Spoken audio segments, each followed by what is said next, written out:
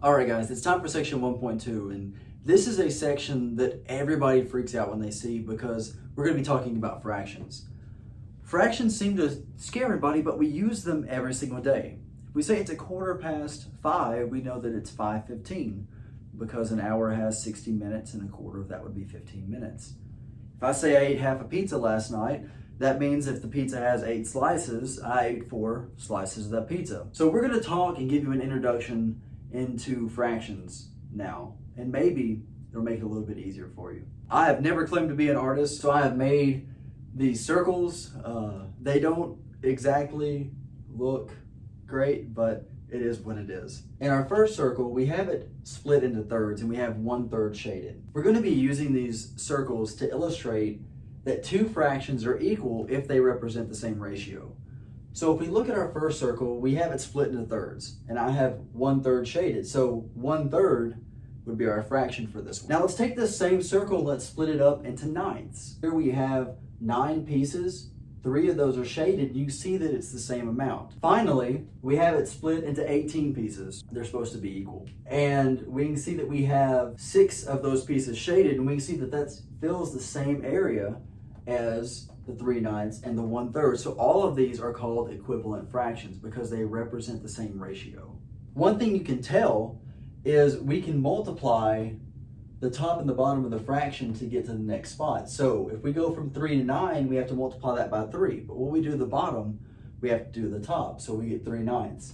The same thing holds true for 6/18. If we multiply 1/3 by 6/6, we get 6/18. So let's do an example with that. We have 2/5 and we want to get to something over 20. We need to fill in the missing number. 5 times what equals 20? Well, 5 times 4 equals 20. What we do to the bottom, we have to do to the top. So 2 times 4 is 8. For our next one, we have 7/3 equals 14 over something. Once again, we have to figure out what the ratio is. So 7 times what equals 14? 7 times 2. So 3 times 2 is equal to 6. We can also work the opposite direction with this. We have blank over 6 and we want it to equal 12 over 18. Well, 18 divided by what equals 6? 18 divided by 3. So if we do 12 divided by 3, that's going to give us 4. These are all examples of equivalent fractions. Now the next thing that we're going to talk about is prime factorization. So every number in the real number system can be written as the product of prime numbers. So remember that a prime number can only be multiplied by 1 in itself. If a natural number is not prime, we call it composite. Let's look at 60. We're going to break this down, and there's a couple different ways you can get to this, but the answer should always be the same. So if we think of two numbers that multiply to get 60, let's use 6 and 10. Now neither one of these are prime because we can break them down more. So let's break down 6. That can be written as 2 times 3. Now 2 and 3 are both prime, so what I like to do is circle these whenever we find prime numbers. 10 can be written as 2 and 5. So once you work down all the branches of this prime factorization and everything has been circled, then we're just going to write it as that product of prime numbers. So this is 2 times 2 times 3 times 5. We can simplify that a little bit more and write it as 2 squared times 3 times 5. And that's our answer. And if you multiplied that back out, you would get 60. Now, this is a much bigger number, but it's still the same process. So let's think of two numbers that multiply to get 1400. Let's use 14 and 100. Now we can break down 14. That's going to be 2 and 7. Well, both of those are prime, so let's circle those to know that we finished on this side of our prime factorization. On this side, with 100, we can do 10 and 10. That breaks down to 2 and 5, which are prime, and another 2 and 5, which once again, those are prime numbers. We have 1, 2, 3, 2, so that's going to be 2 to the third times 5 squared times 7, and that's our answer. Now, once again, if you want to check your answers on these, you can multiply this back out and it should give you the number that you started off with. So we can use prime factorization in order to find the least common multiple. Your least common multiple is the smallest number that's divisible by both of the numbers that you're looking at. So in this case, we're looking at 12 and 30. So we're going to look for the smallest number that's divisible by both 12 and by 30. So let's run the prime factorizations on both of these. So 12 can be broken down to 2 and 6. 2 is prime, so we're going to circle it. 6 can be written as 2 and 3. All right, so we've got this one down. It's going to be 2 squared times 3. 30 can be written as 2 times 15. We're going to circle the 2. 15 is 3 times 5.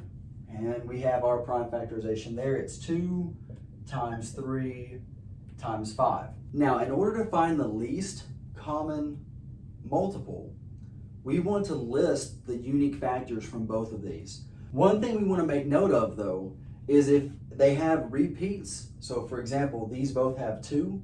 We're going to take the one with the higher exponent. So, like I said, both of these have 2, so we're going to put the 2 squared because it has the higher exponent. Both of them have a 3. We're only listing these once, though. We want to list the unique ones. We're not repeating anything. And then finally, we need to come over here and add this 5. So your least common multiple can be found by multiplying all these numbers together. So 2 squared is 4.